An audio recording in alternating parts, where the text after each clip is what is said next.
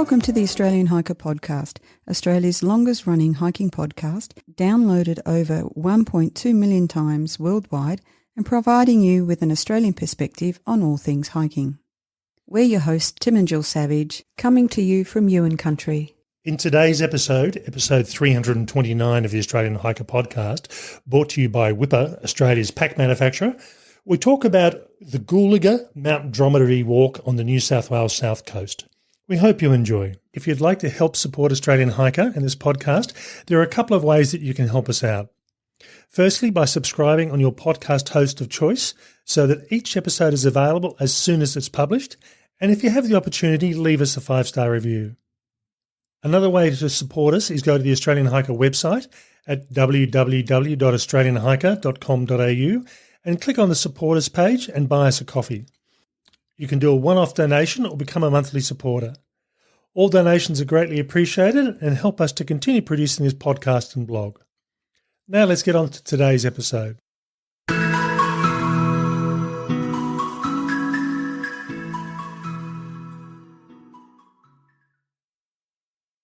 Gill and I have been meaning to walk the Mount Dromedary Summit Trail, also known as Gulaga, located between the coastal towns of Narooma and Bega for a while, and for whatever reason, we just haven't seemed to be able to get down there.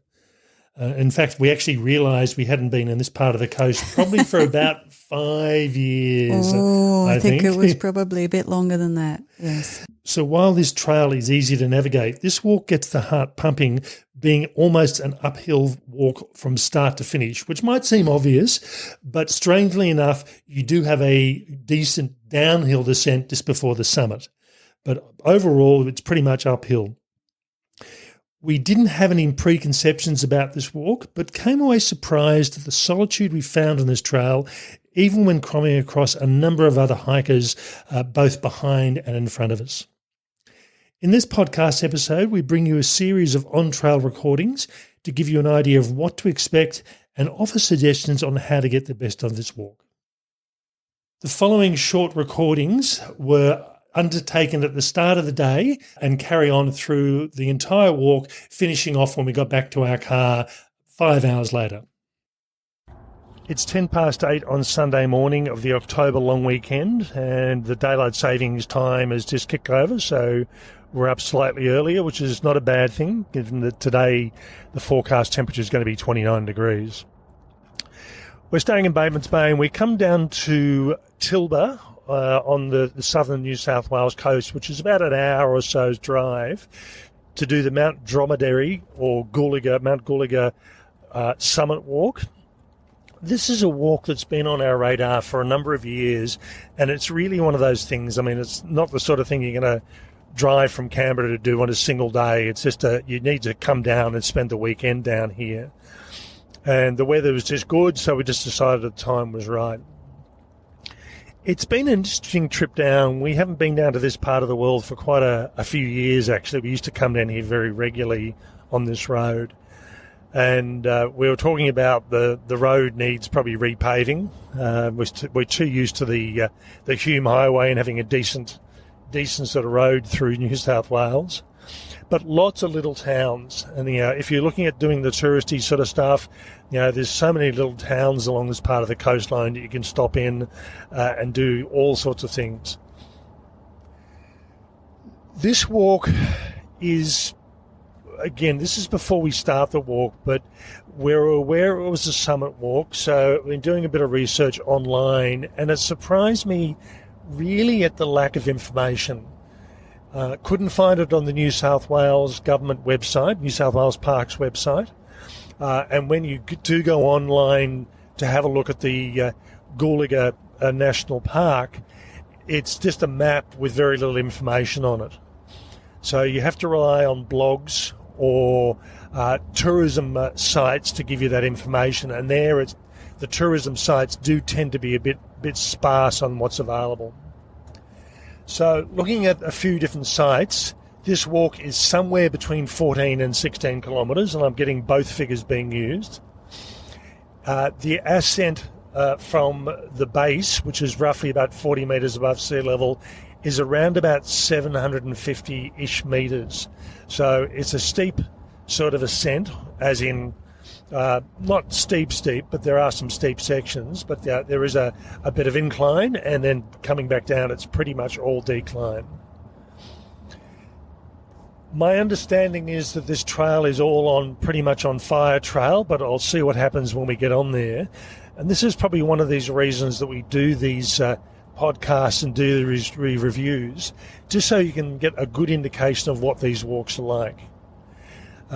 My understanding of this walk is it's got quite a bit of history to it. It's got geological history, it's got indigenous history, and it's got European history in the form of gold mining. So it's going to be interesting to see what this walk is and what's there to see. Yeah, so the drive down has been quite pleasant. It's good weather, but a couple of spots pretty heavy fog, which was a little bit of a surprise, particularly given how the weather's been in the last couple of weeks, and also that we've forecast such a warm October day. Looking forward to this one, and as Tim said, it's not clear what we're going to discover because the information is not just sparse but a little bit contradictory as well. So, and as Tim says, this is exactly why we do these walks. Okay, next time you hear from us, we'll be starting our walk. It's 8:28 a.m. and we're here at the start of the Mount Dromedary or Gulaga Summit Walk. Not the easiest place to get to. Certainly you've just got to follow Google Maps and trust that you're actually heading in the right direction. And you do come to a stopping point. It says no turning circle. Walk is only beyond this point. So really, you've got to stop at this point through here.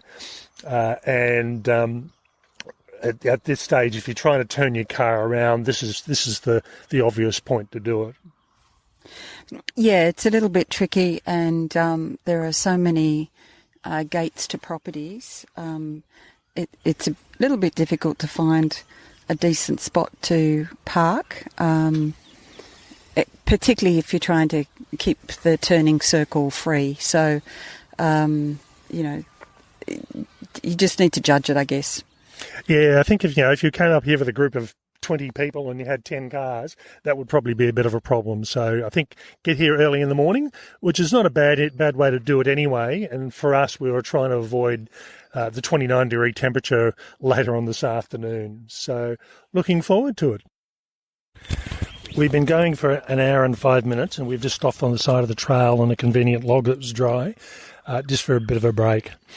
I don't know if you can hear the birds in the background. I think one of the things with this walk, they're hard to see, although I have seen some birds occasionally, but we've pretty much had bird song from the start of the walk all the way through. There's just birds on the sides of the trails that are visible at least, and you see them flitting across every so often. I think the thing with me, this trail we've done, distance-wise, we've done 3.18 kilometres, and the sort of thing we're averaging around about 21 minutes a kilometre, but that also includes the break we've had here as well. So that's probably the pace we are doing, is 3 kilometres an hour.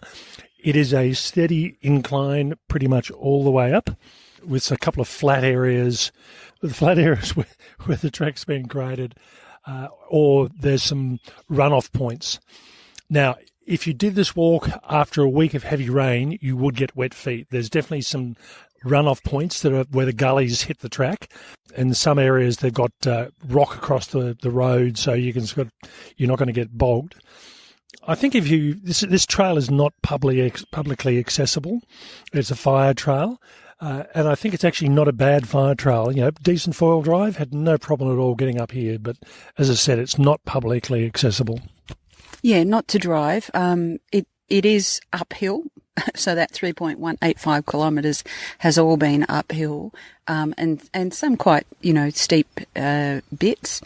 As Tim was saying, if there's any kind of rain around, it would be very wet underfoot and probably quite slippery, I would suggest also. But this is a really peaceful kind of walk. So far, we've had glimpses of views, but nothing, kind of too much or too spectacular. we're in the tree canopy and just surrounded by cyatheas and, just dense foliage, and it's just very peaceful. Yeah, I think I'm just looking where the sun is now. The sun still isn't up over the top of the tree line, so we're getting filtered light through the canopy itself. And as Jill said, if you want just a peaceful sort of walk, this is a really good option. People-wise, there were a couple of people that started the walk just before we did. We got overtaken by another person. We just saw someone else that's just been coming down.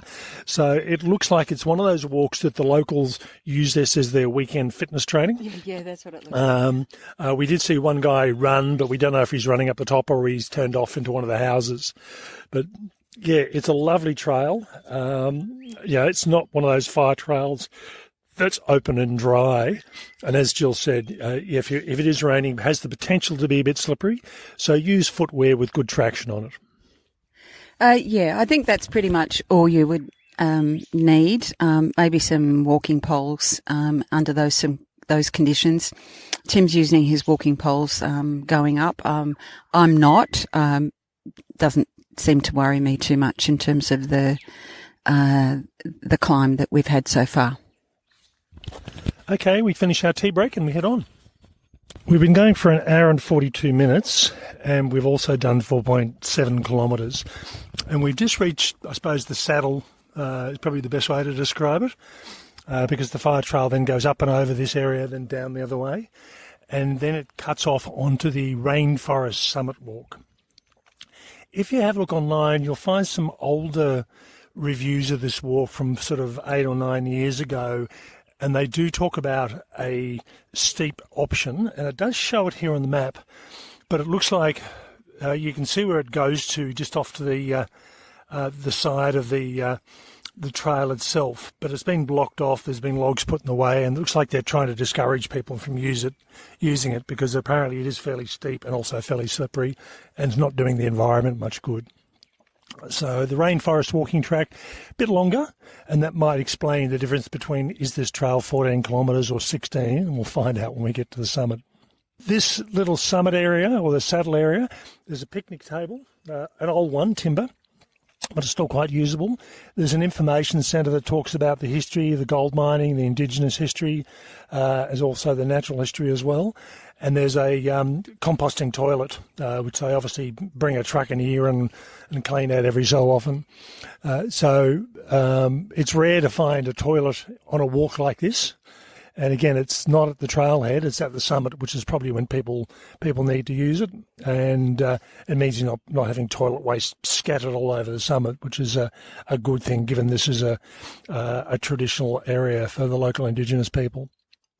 So, yeah, it's still lovely.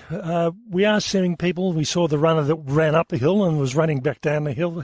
He was moving pretty quickly and wasn't out of breath at all. But we've seen a few people coming down. So there's still, we know, a couple of groups ahead of us. And we expect to see them as we make our way to the summit. Yeah, it's a lovely spot here. It's quite open. So, Tim was saying there is a table of sorts. So it's definitely seen better days, but still usable, place to rest. The information kiosk is quite relatively new, I think, and readable and quite colourful, which is nice. It hasn't been faded with time.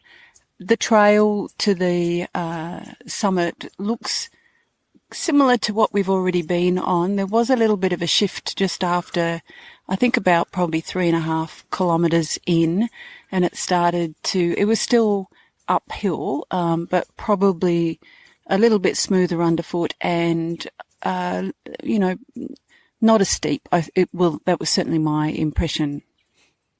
And toilet paper in the toilet? There's a little bit left.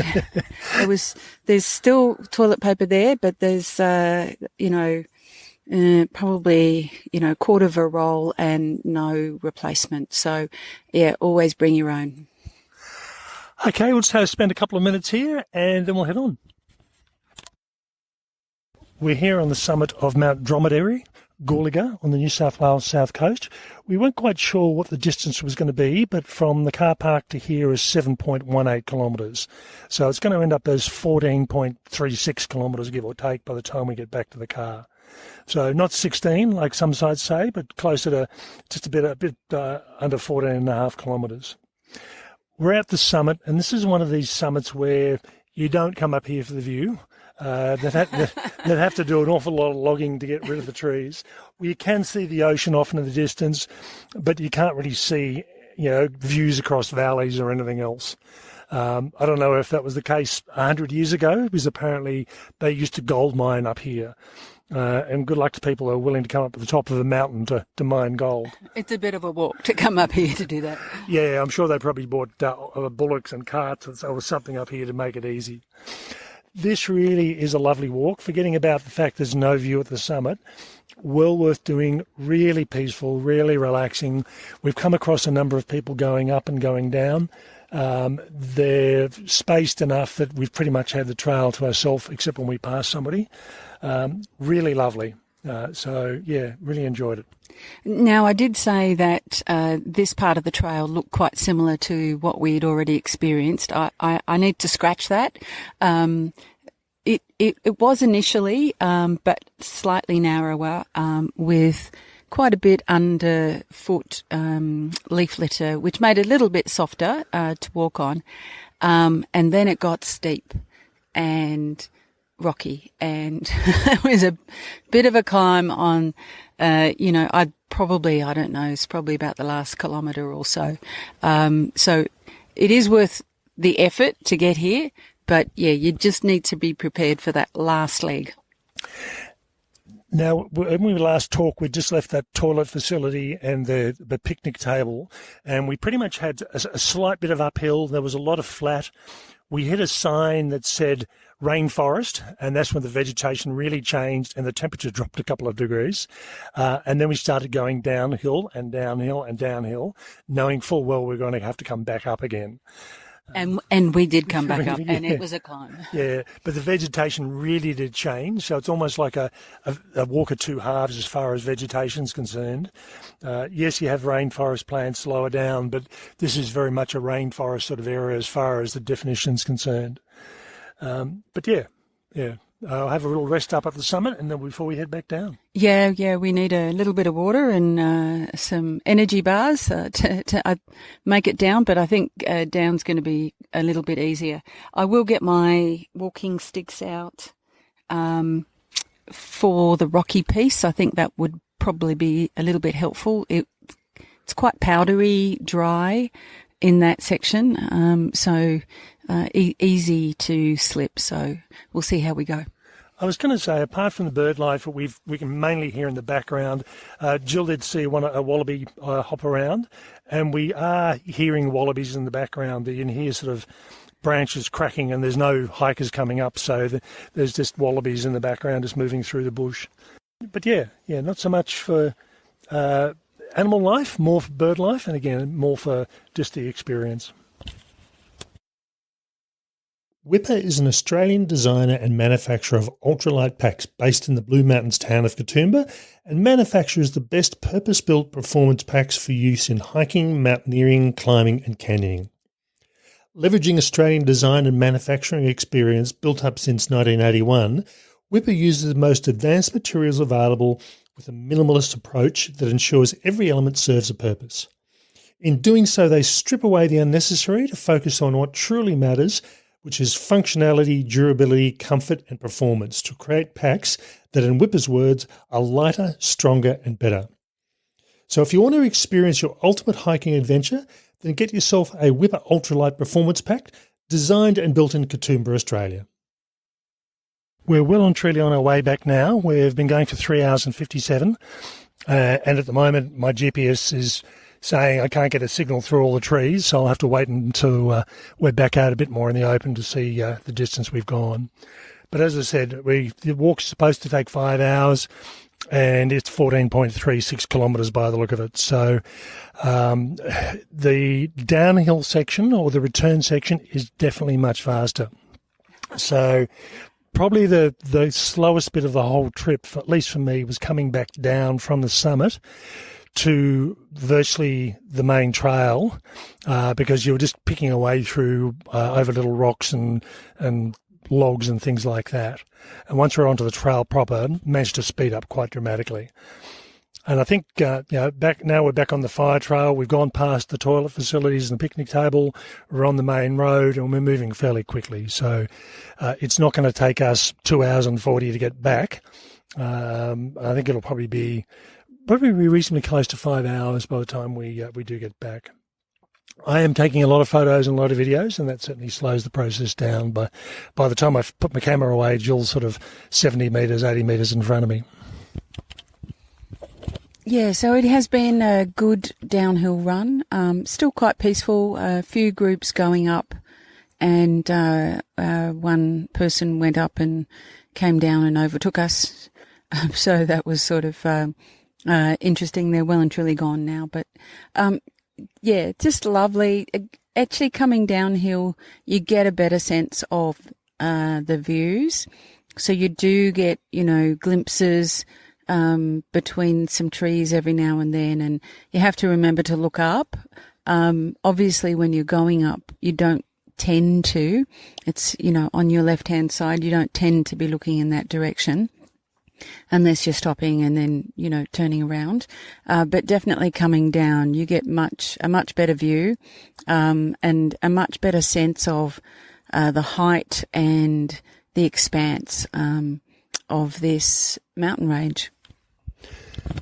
So as I said, we're in fairly dense tree cover at the moment, and we're just sitting on a convenient rock on the side of the road, and there's just tree ferns and ground ferns and dense tree growth and canopies. Even some of the tall tree ferns are probably around about 8 or 9 metres tall, and it's just a filtered light coming through the trees at the top. So it's just lovely just sitting here.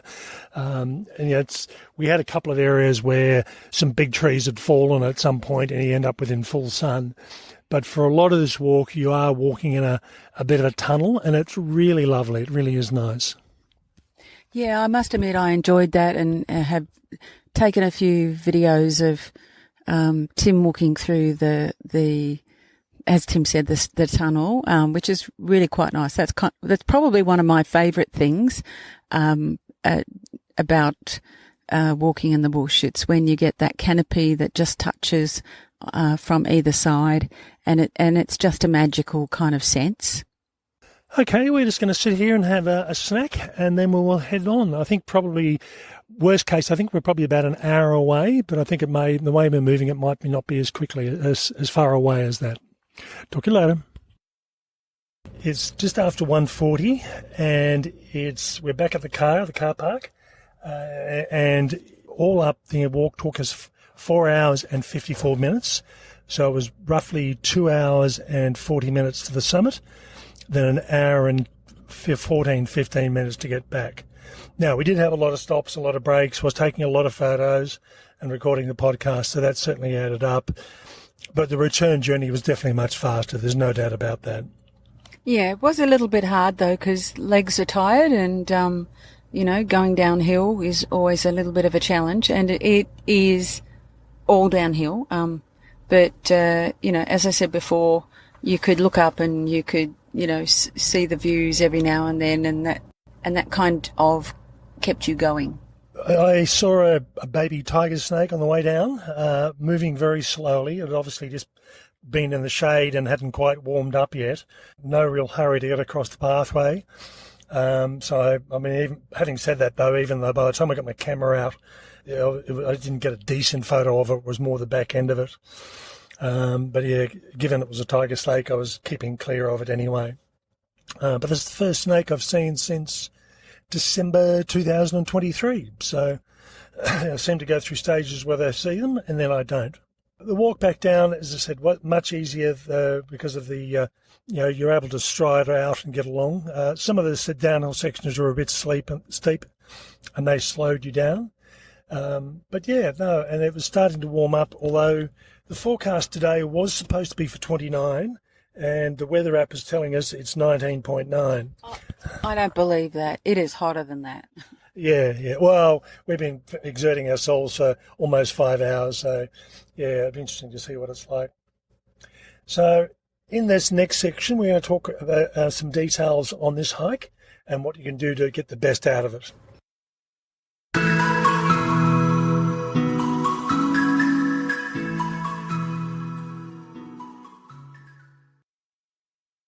So that was our series of on-trail recordings from the Mount Dromedary Gulaga Summit Walk.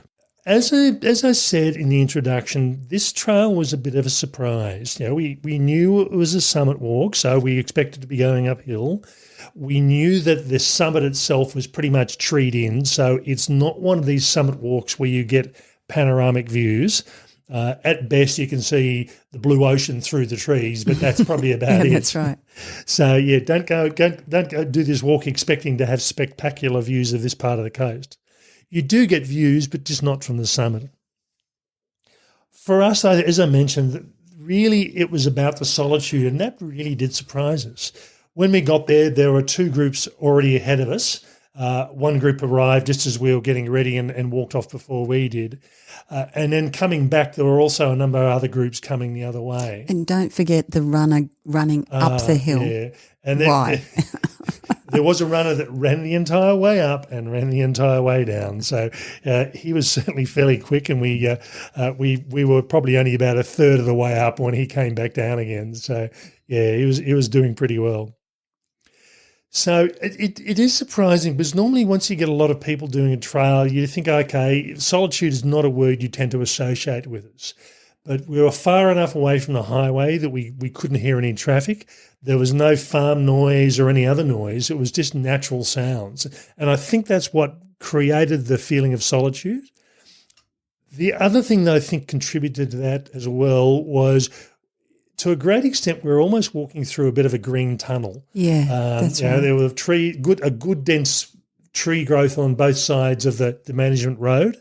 The sun hadn't quite come up, or it had come up, but it hadn't sort of crested the mountain and crested the trees. So it was almost a bit of a light shadow all the way, probably to the saddle where the toilet facilities are located. Though we did find on the way back there was, quite a bit more sun, but still that sense of the tunnel, but a couple of sun patches that did make it a little warmer in a couple of places.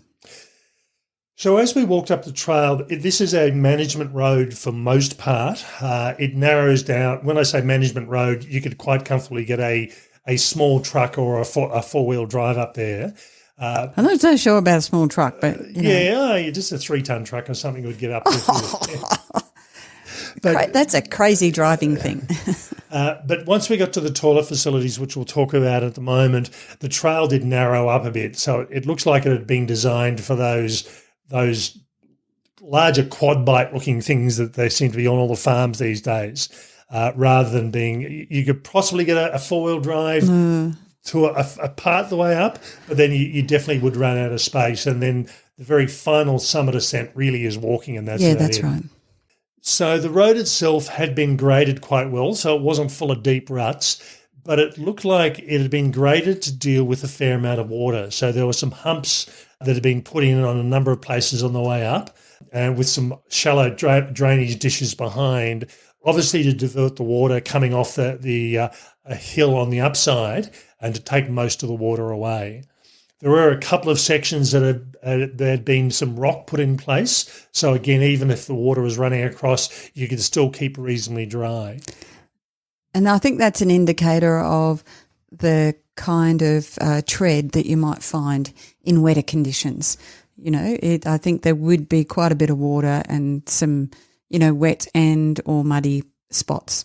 Yeah, and I think one of the recommendations we'd make on this walk is I wouldn't probably do this walk if it's been raining heavily for the week prior to going up there. Yeah. And if you are going to do that, make sure you've got some shoes, whatever they are, with some good traction. And I would say some walking poles as well, I think. Yeah, I was using walking poles. So Gill was using walking poles, but mainly on the way down. Yeah, on the initial part of the descent I did, and then put them away. So the gradient wasn't overly steep, but it was enough, as I said, to get the heart pumping, and it was pretty steady all the way up until we got roughly around about 4.6 kilometres in, and then we hit a saddle, which the management road went down the other side of the mountain or turned off going up towards the summit. Mm-hmm. And at this saddle point, there was an information kiosk that talked about what the Gulaga area was like, and it was quite interesting. There's a lot of geographic features there. There's Indigenous history. There's gold mining history. And funnily enough, there was gold mining on the summit of Gulaga. But a sign that says there's no gold here now, just in case you were going to start digging. I must admit, I just don't associate gold with being on the top of hills. You think of it being in valleys. But yeah, that's right. Obviously that happens. There are a number of information and interpretive signs along the way. Some of them are a little bit hard to see, and I don't think, I'm pretty sure we didn't pick up all of them. No, and I think what's happened a number of years ago during the bicentenary in 1988, I think the state government did throw a lot of money at walking trails and upgrading infrastructure through all its parks. And I think a lot of the signage looked like it was about from that era. Yeah, some of it was missing. Some of it was really difficult to read.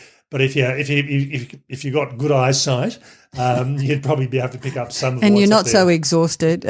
So while we're still talking about the saddle area, there was also a composting toilet in there as well. So again, that gives you the ability to have toilet facilities on trail, although strangely enough, no toilet at the start of the trail. So we'll talk about the trailhead in a moment. One thing we'd probably advise is we did this walk on a long weekend, and this was the second day of a long weekend, so I'm assuming there's probably plenty of people that would have been going up there. But Jill was saying the toilet paper was starting to get a bit low. Yeah, it was not much toilet paper left and no spare rolls. So take your own. Yeah, it's probably not a bad thing. Even if you expect it to be there, you never know how many people have done the walk before you. Heading past the toilet facilities upwards, we got to a stage of a bit more uphill, and then we got into a flatter area. Now, originally, and this was a number of years ago, there was a steep alternative that pretty much went straight up the mountain, and it was always identified as being very steep and having to take care with the walk. And I think the New South Wales Park Service decided it was damaging the environment and causing runoff, so they shut that option down. But if you know where to look, you can still see it. But it's better off to stick to the marked trail, both for the environment and for your safety as well. So, but eventually the trail does flatten out, and you have a period of, I'd probably say, 1.5 kilometres that's on fairly flat sort of ground or hardly noticeable sort of gradient increase. And in that area, there were a couple of spots where you could see some fairly large gum trees had fallen, taken another couple of smaller trees with it. So they opened out into being quite sunny, open sort of areas. And that's when you did have views either through the trees or down towards the ocean. Yeah, that's right. You're not going to stay there for half an hour, but it did give you an indication of what was down across the farmland to the coastal area below. Then we hit a sign along the way that said rainforest, and almost immediately after passing the sign, the temperature dropped about 2 degrees. And the other thing that we also noticed was a change in vegetation as well. So this was getting into rainforest proper. From my perspective, I think it was pretty close to being rainforest on the rest of the trail as well, with a lot of tall tree ferns and a lot of densely packed trees and thick undergrowth. But in this one through here, it definitely is formal rainforest or temperate rainforest. And also from that sign, we started going downhill. And this is a comment you'll see if you have a look on the internet where people say, we love it when you're starting to go downhill. You're trying to get to a summit and you're going downhill. Yeah. And knowing you keep on going down and you keep on going down and thought, okay, we've got to make this summit, this altitude back up again at some point. We got to a point where we hit a set of stone stairs, and that was the climb towards the summit proper. Now, it was a series of stone stairs, then just narrow single track. dirt track through some very large and very obviously rainforesty sort of trees, but it was also a bit open as well before making our final ascent. And again, it was just a short turn to the summit, to the trig station, some interpretive signage, very small interpretive signage, and you could sit on a couple of rocks. No view though, as we mentioned. 2 hours and 40 minutes to get up to the summit. So the recommended time for this walk is 5 hours. So we thought, okay, we're going to potentially go past that. But the descent back down was much quicker. In fact, we got back to the car park at 4 hours and 56 minutes, I think. Yeah. So it was a much quicker, much more easier to stride out sort of descent because you're not sort of pushing along the heart rate. The descent down provided some additional views because I don't know what it is. I think it's for whatever reason we both seem to look to the right or be looking more towards the right from the left. So going up, we were looking out to see what was there, but it was more noticeable on the way down. Looking out towards the right, you could see more of the views. Yeah, that's right. If you stop and have a look through certain areas along the way, you can see down to the farmland below and down to the coastal areas. As I said, we got back to the car park at around about that just under 5 hours. And one thing I mentioned about the car park's almost it's not a dead end, but you reach a point which is an obvious turning circle. There's no formal car parks as such, so you need to park your car somewhere. And I think probably 8 cars is as many cars as you're likely to fit in there. That would be pretty packed, I think. And we were conscious about where we parked, thinking if someone comes in and parks behind us, we're not going to get out easily. So we parked probably a bit further down the hill than most other people were, but we wanted to make sure we weren't blocking the turning circle. The other thing with the turning circle as well, there is a number of farm gates there, so you don't want to be blocking off farmers' access to their gates. So by the time you work out the available space you have that isn't a farm gate and also allows cars to turn around, I think as best you're probably going to fit about 8 cars there. So that was pretty much the walk. Navigation to the actual trailhead itself is quite easy. If you type in Mount Gulaga Trail or Mount Dromedary Trail, that will take you to where the trailhead is. You reach the little village of Tilbatilla and you're doing a hard left turn just as you passed Pam's store, which has been there for many years. And then you follow the walking trail signs down the road, probably about a kilometre-ish, until you reach the car park itself. Yeah, and the walking trail signs do peter out, so you do have to trust and just keep going until you find essentially the turning circle with all the gates. There is also a sign at that trailhead that says no cars beyond this point because there's no ability to turn around. Now, there are a couple of private residences further down there, but it means you're going to have to pretty much go down their driveway and turn around on their property. So I can't imagine they'd be too happy about that. So stop at the obvious stopping point just before that sign. Wildlife was pretty minimal. I think Jill saw a wallaby. Now, again, wallabies tend to be pretty skittish. As soon as they see people, they tend to hop off. So I didn't see it at all. Lots of bird life. We didn't see that many birds, although we did see some.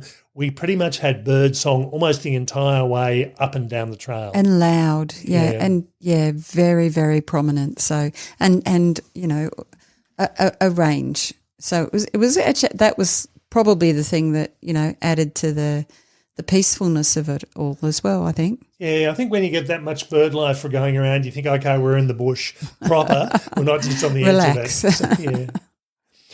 And the only other wildlife that I saw was a juvenile tiger snake. So Jill was probably 20, 30 metres in front of me. I was coming in behind her and I saw this small snake, and it was very obviously a tiger snake, just cruising across the road at a fairly slow pace. So I think it must have been in the shade out of the heat, so it wasn't moving particularly quickly like tiger snakes tend to, and it just kept on at a steady pace until it disappeared into the bush. It was moving fast enough that I didn't manage to get a full camera image of it, even though I saw the entire snake as it made away. Well, I have to say, I was standing there thinking, how long does it take you to get your camera ready, Tim? Yeah, and I tended to default to the phone, but by the time I got it out, activated it, found what I was looking for, as I said, I managed to get the last half of it as it disappeared into the bushes. And it was funny because I was only thinking earlier in the day, I haven't seen a snake for a while. And in my case, it had been 23 months since I'd last seen a snake on trail. So I go through periods where I don't see them at all, or I see lots of them. So again, this was again a juvenile. Didn't look like it felt particularly threatened, and I certainly kept my distance away from it as well. Yeah, and I think that's probably a bit of an indicator of the spring and summer to come. I think we're going to see a lot more.